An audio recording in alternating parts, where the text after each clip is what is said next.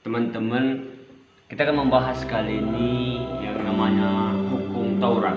Nah, kita tahu bahwa sekarang ada 10 hukum Taurat, dan 10 hukum itu akhirnya diperpanjang atau dijabarkan menjadi 613 hukum yang ada di Yahudi. Nah, yang akan kita bahas bukan 613-nya. Yang akan kita bahas ini adalah 10 hukum itu. 10 hukum yang Musa bawa dari Gunung Sinai ke bawah kepada umat Israel. Nah, satu pertanyaan yang akan kita bahas yaitu apakah hukum itu hanya 10? Seperti itu kira-kira. Nah, menurut beberapa ahli dan saya setuju tentunya bahwa diperkirakan hukum itu tidak hanya 10 saja. Artinya 10 hukum itu menurut beberapa pandangan bahwa itu lebih daripada 10. Nah, kenapa hanya 10? Nah, kita tahu sejarahnya ketika hukum itu dituliskan oleh Tuhan sendiri, tangan Tuhan sendiri menuliskan pada 2 lok batu itu. Nah, tentunya batu itu berbentuk lempengan. Kalau kita tarik sekarang lebih mudah menggambarkan seperti batu nisan. Nah, agak lempeng dia, itu bisa ditulis tentunya. Bisa jadi, ini hanya bisa jadi pendapat saja. Bisa jadi itu yang Tuhan tulis itu banyak. Ketika Tuhan selesai dengan Musa pada waktu itu, maka Musa pun turun. Musa turun dari Gunung Sinai, dan ketika Musa melihat bangsa itu sedang melakukan hal yang tidak baik, sedang membuat patung kuda sembahan, patung lembu sembahan pada kala itu, dan Musa kecewa tentunya. Akhirnya Musa membuang batu itu. Musa memecahkannya, tentu pecah.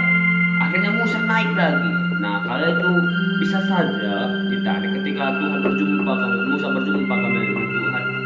Maka itu ketika hukum yang pertama ditulis oleh Tuhan sendiri. Nah, ketika hukum yang kedua, Tuhan menyuruh Musa yang menulisnya. Nah, kenapa 10? Nah, akhirnya Musa menulis 10.